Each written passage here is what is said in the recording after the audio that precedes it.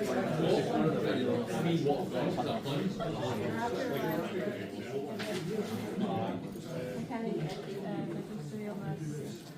curious, like, we from Scotland 9 we have to like scratch these like Yeah, sort of like you have this conversation someone and then magically appears.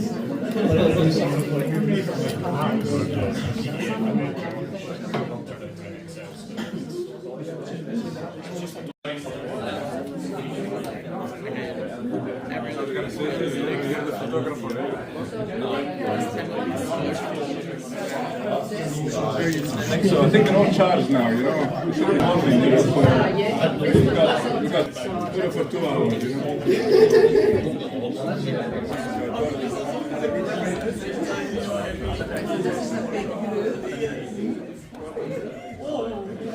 Are we talking like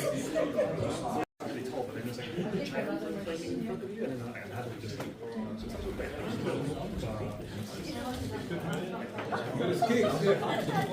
Help yourself, yeah. Right now, running clean.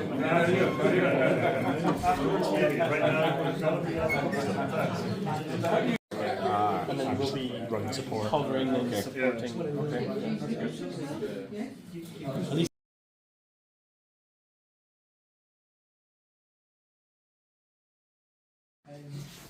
We've got a team of engineers with us today, so we've got Ewan, Michael, Lewis and Sam, who are part of our engineering team within 2i. The guys will talk you through a bit of a presentation. We're going to talk about testing, but the wider aspects of it. So as Senior mentioned, certainly when I started testing, which as you can tell wasn't yesterday, testing was seen as something you did at the end of a life cycle. You're delivering if you had time. It was a nice to have. The world of testing has moved on now. We talk about quality engineering, so how we build quality in from the start and what that means for the delivery life cycle, what it means for us as individuals and teams and the opportunities that it brings. So I'm just going to do a brief intro on 2i and I'll hand over to Lewis and Sam who will talk you through some of the features of quality engineering and testing, and then we'll all get involved in some practical exercise that Michael and you will run. We'll also hopefully have a bit of an interest in. So that about 2i. We're Favourable. We're a pure play testing organisation in Scotland with aspirations to be that position in the UK, and that's something we're driving towards. In terms of what we do, if you've seen our website, it says we test, you impress, but there's much more than testing. What we do is essentially we de-risk implementations, and when we talk about testing and quality assurance, we're thinking risk. What is the risk to your delivery? What is the risk to your reputation if it goes pear-shaped? What's the risk to your customers if you deliver a solution that's not customer friendly? That reputational damage. We work on program efficiencies and delivery, so some of the work you'll have done already, and you'll hear people talking about time, cost, quality. It's very rarely you can meet all of those expectations, but essential component to software development. It is a way of sort of analyzing or assessing really the work that either you've done or a colleague has done, and make sure that what you've built actually works as intended. So it's kind of a way of comparing the expectations that you might have on a piece of software with what the actual software is able to deliver for you. Actually, the foundations started to crack a little because we haven't tested to make sure that it can hold the weight. And if you're halfway building a skyscraper, trying to change to sort of integrating testing from the get-go. Services. All of these, again, as I said, will help either the business, the developers, the software itself to just be prepared for pretty much going live. And testing itself isn't like a modern concept as such. Like principle, we've used it throughout human history. We've got recordings dating back to 3,500 years ago in Egypt, where they did some testing as well. So, why are we conducting software testing? And I don't know why, but yesterday when I was rehearsing this with Sam, it brought me back to an interview question I had with 2i. It's like, what are the benefits and drawbacks of testing? I'm thinking, I'm interviewing for a testing company. It's like a trick question. What are the drawbacks of testing? And I could only think of one thing. I've contemplated this quite a bit. The only drawback you could have is if you're like expect just money going into the ether. And as a result, like, Now, I wouldn't necessarily say it's a testing problem, it's more of a company culture problem, but they pursued these sub-postmasters with like criminal cases, with horrible consequences for some of them, really, and that's not very good. And yeah, apparently, I've got a little quote up here, releasing software without proper testing can seem like a cheaper option, but errors discovered post-release can be 4 or 5 times higher than if found in the design phase. I did have a source for that, I've lost it, my source is now trust me bro, but that's absolutely fine. We will move on to how to conduct software testing. So I've given you like a why. Just so you before we go on that figure there, depends, as you say, who you speak to. I've seen places where it can be 18 times more expensive depending on the nature of the issue. And on the post office side of things, as was mentioned, there was obviously a culture issue there. The fundamental IT issue was security. So people will be able to log in, so you guys, if you've got a test environment, you've got As to what it will be once it is done. But then you do that, and it's there, and you can see it, so you have an expectation, and then you have the actual, and then you can compare them. And that is the fundamental part of testing. You compare what you expect to happen, the theory, with what you actually see in front of your eyes. And a nice little diagram I've done down there. So you're already doing testing, so why is this, why go any further? I would argue the reason to talk about like testing tools to help you out is because you'll see that there's a problem, but then how do you diagnose where that problem lies? And the testing tools, they can really help with that. They can granularize the problem, and then you can find out where on the sort of the pipeline of things, the tech stack, the console log, the client, and the client, which will have your services, the means of receiving what is coming from the controller, and your component, which is just your way of showing that to your end user. So this, I hope, is a fairly simple tech stack, but within this, there are 6, I would say, has paid off, whereas if you're testing later on, well, I think the idea is this could be, as far as that graph's concerned, and therefore would be more beneficial just in pure economic terms to start it earlier. This is known as shift left. So we have lots of types of testing. I'm not going to go through all of these. In fact, it's nicely put into 2 and non-functional testing. So what's the difference as well is we'll share these slides with you guys. Testing, as I've mentioned before, has developed quite a lot. And there's a lot of different skills, whether they're soft or general skills, whether they're technical, hard skills, that can be applied to any aspect of testing. And one of the things that 2i does is being done right, and it delivers the right functionality. So, for example, things like, for example, knowing how to automate testing, or doing security or performance, or whether you want to specialize or UI. Yes, you will have those technical skills, but you also do need some of those general or soft skills. You need to be able to collaborate in teams, you need to be able to communicate efficiently with your colleagues, and yeah, you need to be able to understand and analyze what is it that has been developed, to understand, well, exactly where I'm going to try and, poke holes and understand if there's any weaknesses. It's worth to $78 billion. So there's huge potential. There's so much out there that you can go into.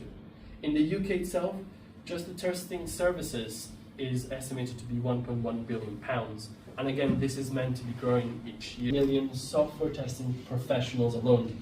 Not just developers, not anybody else, it's just within the software testing industry. So there's a lot of variety, there's a lot of skills involved, there's a lot of opportunity to get into sort of the market. The skills that I mentioned in terms of development up front, so I've got here communication, collaboration, analytical, curious, and some of these roles up here, I'm actually an architect, but I'm probably the least technical person in the room. Like customer requirements, threats, risks, so all of that analytical knowledge, you can.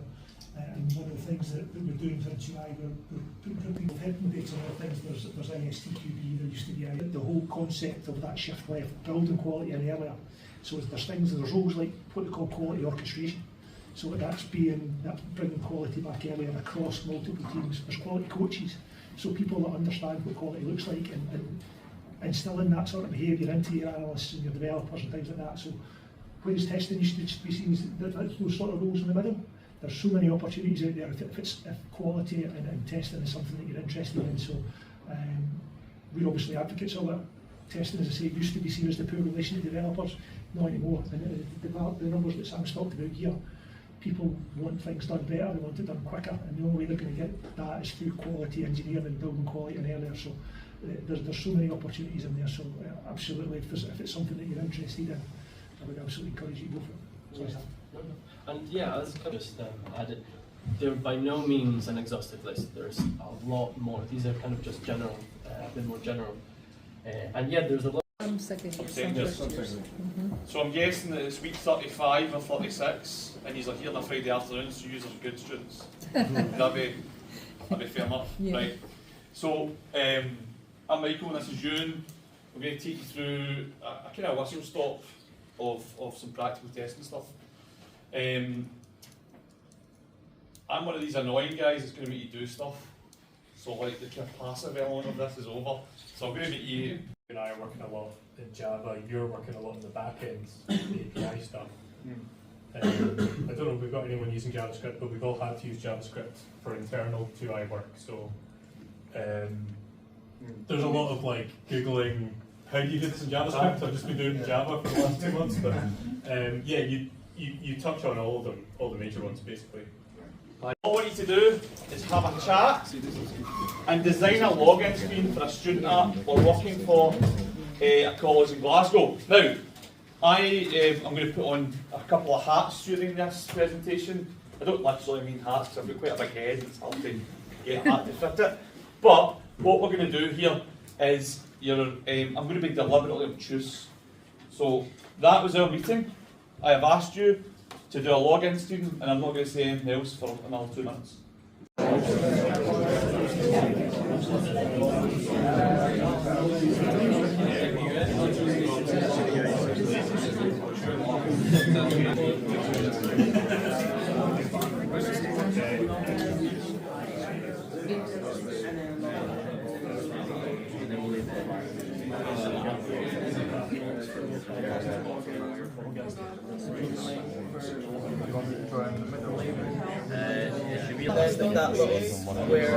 If you're drawing rectangles, then you're on the right. My handwriting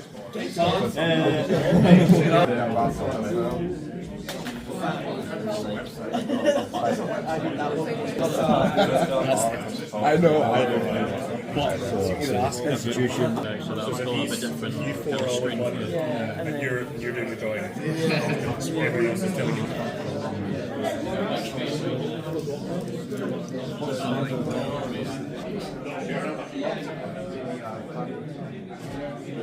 You're looking good.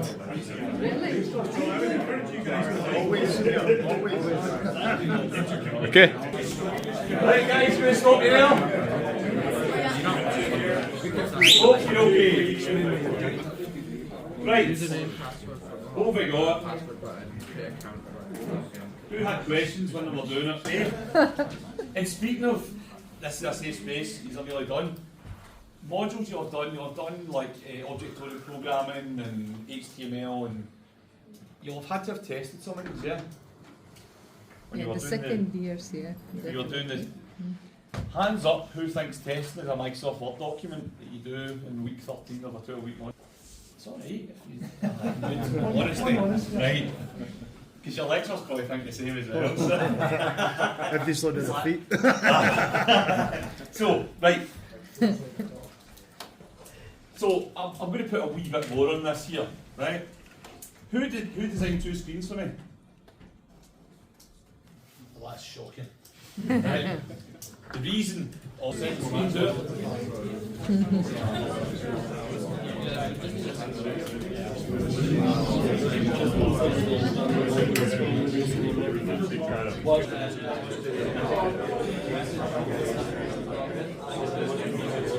Off to uni next year, or hope to go to uni. Who's doing their HND next year? Second year? Right, cool. So you guys will do a graded unit, okay? And you'll do a big project, and you'll have to have an approach for it. And if the second year's here, they'll tell you about the glorious experience of the graded unit. Yes? We're going to use something called behaviour-driven development. Now, this will, without speed testing before we're out here, right?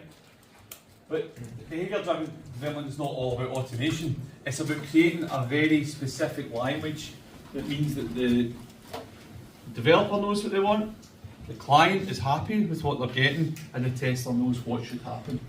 Okay, so what I've got here, we've got the stakeholders I've just mentioned, focusing and delivering software that satisfies the business needs. Because if you're designing software that does not satisfy the business needs, then the software is not worth the megabytes it holds on a server.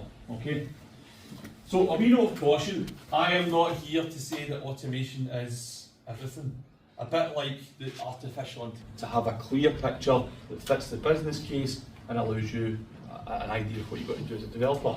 If you've all done a wee bit of HTML and you've done some forms, then you'll be like, right, I know what I'm doing here. Agreed? So, scenario 2, clearing the login form. What do you think a given would be? Give me there's a safe Given that there's text and button that says clear.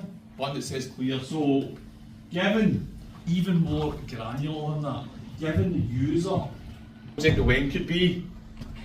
I think somebody maybe when you click the cancel button, right? So again, really specific, right? But you're right, because they would. It would have to be filled when it comes to clear. You would think so. Right, block here, so we're kind of flying through it. Does that make sense in terms of a logic of presenting behaviour-driven development? Okay.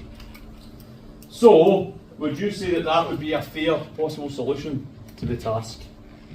I think so, right? But now I'm getting a bit paranoid.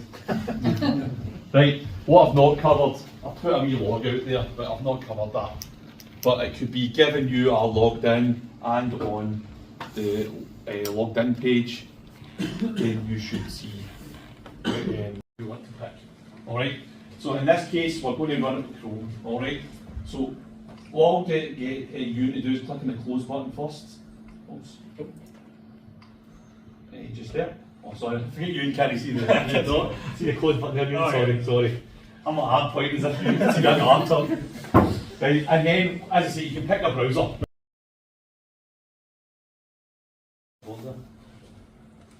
You'll see there, visits a local host and gets the form name. Therefore, the first test is passed.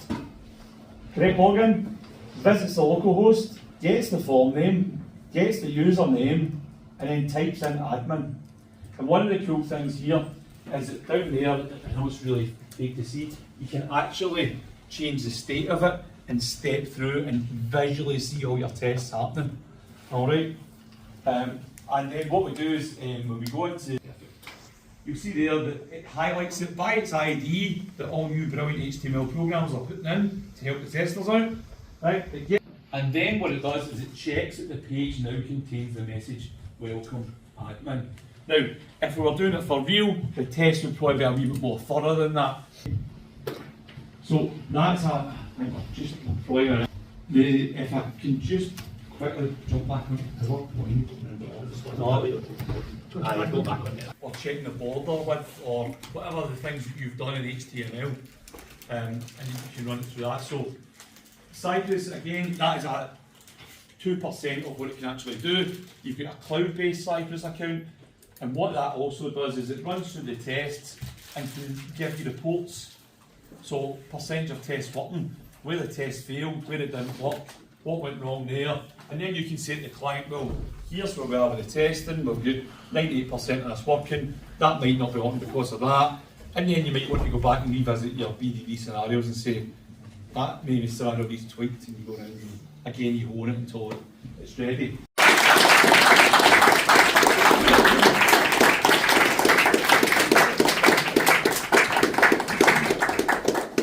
Michael's done this before, nobody the rest of us. So we said we've got probably 5-10 minutes, is that okay? For any questions or anything you just want to chat about or whatever. As I said, it's a safe space, anything goes, so the floor's yours, guys. What database do you use? As I said, non-technical. Oh, yeah, It totally depends on the client. I mean, and then even that being said, I'm mostly working on a thing called WebDriver, Selenium WebDriver, which is kind of like a different version of that. There is a database somewhere on client, but it's like 3 teams away from me, kind of thing. So a lot of times things are, I mean, it takes a whole team of us just to attack the front end of of this thing. Those Things we can Well, use. I think in college, like especially in HNC, last year we did no MS access, and it's basically relational databases. But going into HND, we were using this Microsoft SQL tools as well, but mainly MongoDB and MySQL for the relational database again. One I'd really recommend is Lindsay. Also, it's a huge, at development level, low level environments, huge use of JSON files. To mimic database behaviour, really. It's just a quicker way of doing it without having to worry about if you're testing it logic or something, a JSON file is brilliant for doing that. Yeah, just we actually deal with a lot of like dummy data on our end. So, I mean, this is kind of built into the putting the quality first. The version of the app that me and my team are working on fake stuff, and it's got its own little fake database, and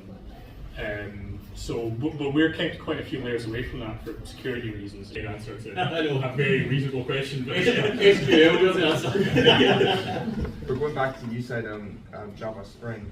I mean, in everyone else that's doing HND, we used the equivalent would be ASP.NET for C#, and you're dealing with like entity frameworks, so you're not actually coding in SQL, you're coding in C#, and it communicates with SQL. You're dealing with objects, and the SQL is all being handled in the back end, so it's kind of similar to no SQL tools, kind of.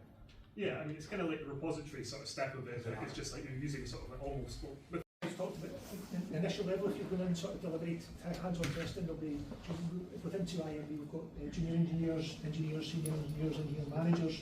Within quality assurance, we've got something similar, but we've also got parallel routes in terms of like. So my route, I was originally I went through testing. We've got people from engineering and QA, vice versa. We've got people that work in either of these industries that have gone into like service delivery management, so much more client focused. But we've got you guys, you can just Yeah, will do. and if there's any questions, then by the way, Yeah. well,